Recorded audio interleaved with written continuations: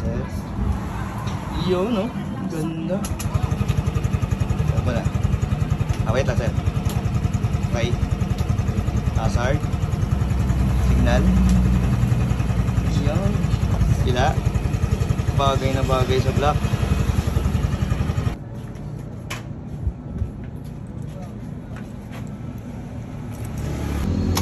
Yan mga bossing, meron tayong customer ngayon.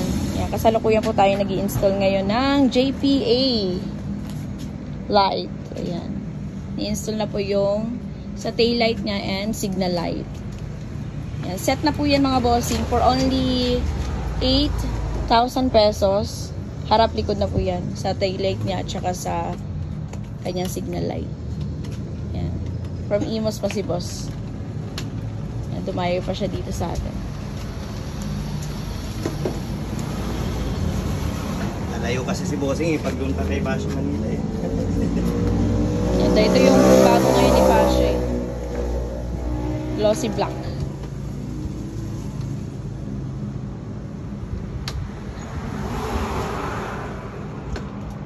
Mamaya check natin yan mamaya. Yung ilaw niya. Yan, kung mapapansin nyo mga bossing, sobrang ganda niya sa glossy black. Yung JPA light natin. Look. Ganda, diba? Mas attractive siya sa glossy black talaga. Ayan.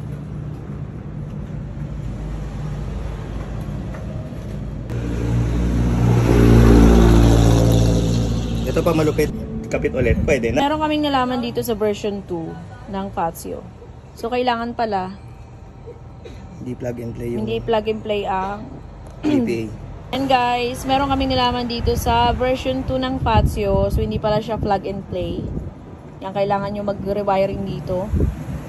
And okay lang naman yan kasi may warranty naman dito sa dito sa JPA natin. Basta wag lang natin putulin yung pinakang wire talaga niya kasi mabuboy yung warranty.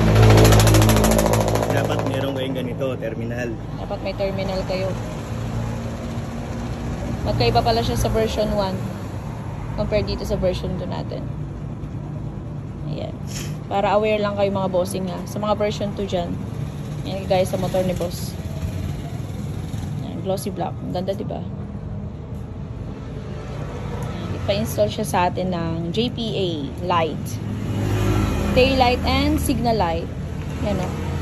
Sobrang bagay sa motor ni boss kasi glossy black siya. So, mas bumagay yung kulay niya. Ito. Yan, lalo na dito sa